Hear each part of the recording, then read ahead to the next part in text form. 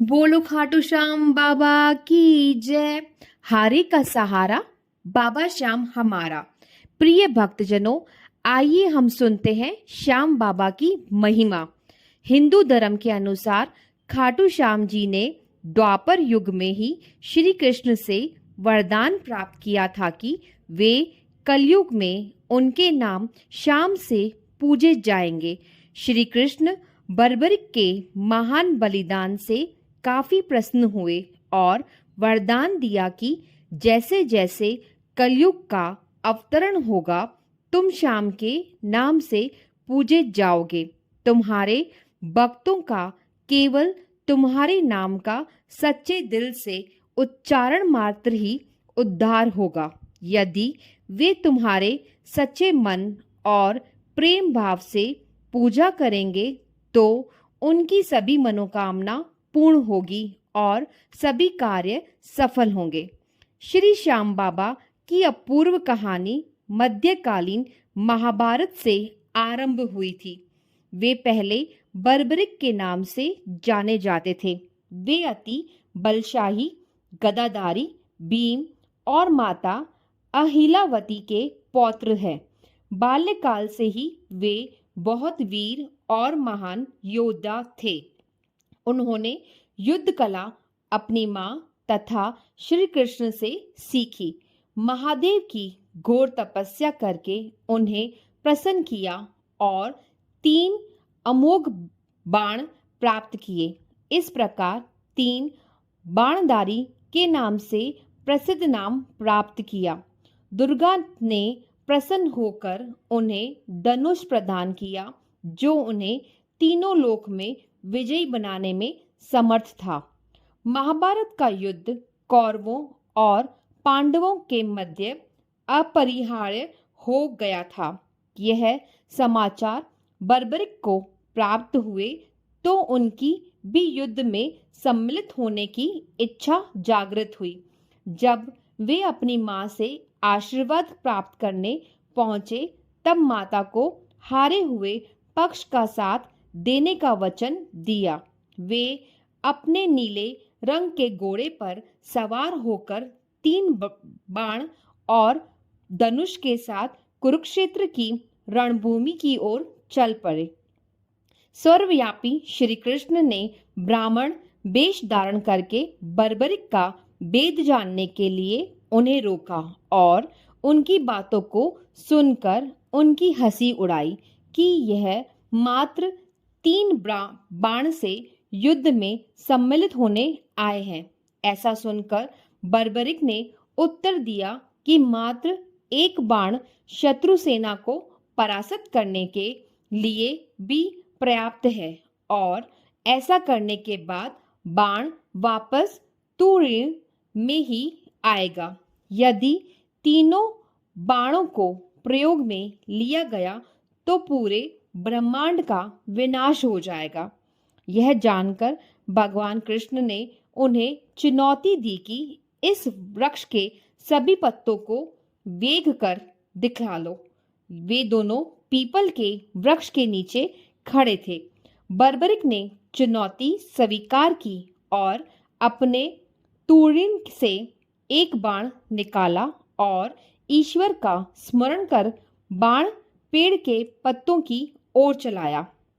बाण ने क्षण भर में पेड़ के सभी पत्तों को वेध दिया और श्री कृष्ण के पैर के इर्द गिर्द चक्कर लगाने लगा, क्योंकि एक पत्ता उन्होंने अपने पैर के नीचे छुपा लिया था।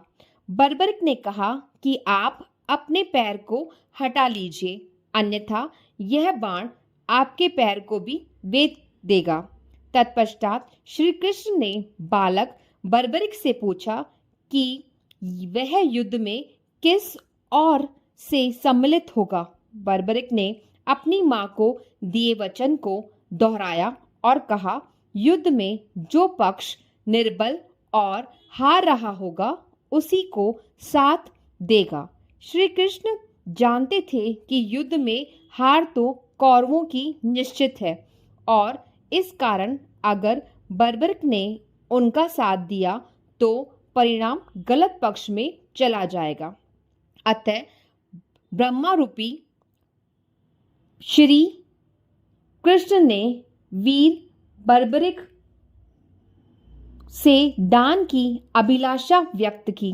बर्बरिक ने उन्हें वचन दिया और दान मांगने को कहा। ब्राह्मण ने उनसे शीश का दान मांगा। वीर बर्बरिक क्षण भर के लिए अचंभित हुए, परंतु अपने वचन पर अडिग रहे। वीर बर्बरिक बोले, एक साधारण ब्राह्मण इस तरह का दान नहीं मांग सकता। अतः ब्राह्मण से अपने वास्तविक रूप से अवगत कराने की प्रार्थना की। ब्राह्मण रूपी श्री कृष्ण अपने वास्तविक रूप में आ गए। श्री कृष्ण ने बर्बरिक को शीश दान मांगने का कारण समझाया कि युद्ध आरंभ होने से पूर्व युद्ध भूमि पूजन के लिए तीनों लोकों में सर्वश्रेष्ठ क्षत्रिय के शीश की आहुति देनी होती है, इसीलिए ऐसा करने के लिए वे विवश थे। बर्बरिक ने उनसे प्रार्थना की कि वे अंत तक युद्ध देखना चाहते हैं। श्री कृष्ण ने उनकी यह प्रार्थना स्वीकार कर ली। श्री कृष्ण इस बलिदान से प्रसन्न होकर बर्बरिक को युद्ध में सर्वश्रेष्ठ वीर की उपाधि से अलंकृत किया। उनके शीश को युद्ध भूमि के समीप ही एक पहाड़ी पर सुशोभित किया गया, जहां से बर्बरिक संपूर्ण युद्ध का जायजा ले सकते थे। फागुन माह की द्वादशी को उन्होंने अपने शीश का दान दिया था।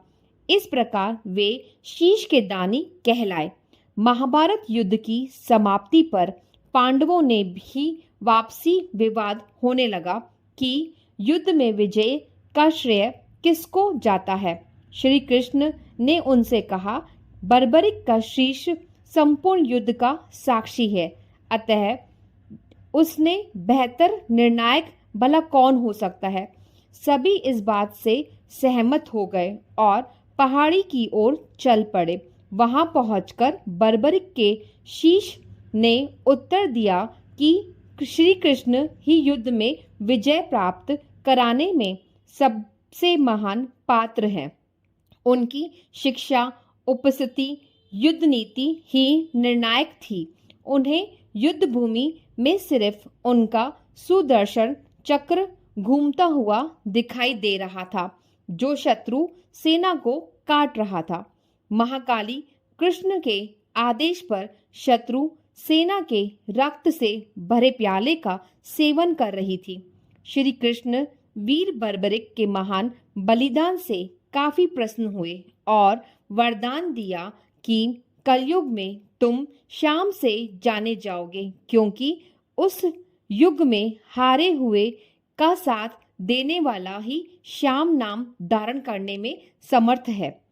उनका शीश खाटू नगर, वर्तमान राजस्थान राज्य के सीकर जिला में दफनाया गया, इसीलिए उन्हें खाटू श्याम बाबा कहा जाता है। एक गाय उस स्थान पर आकर रोज अपने स्तनों से दूध की धारा स्वतः ही बहा रही थी।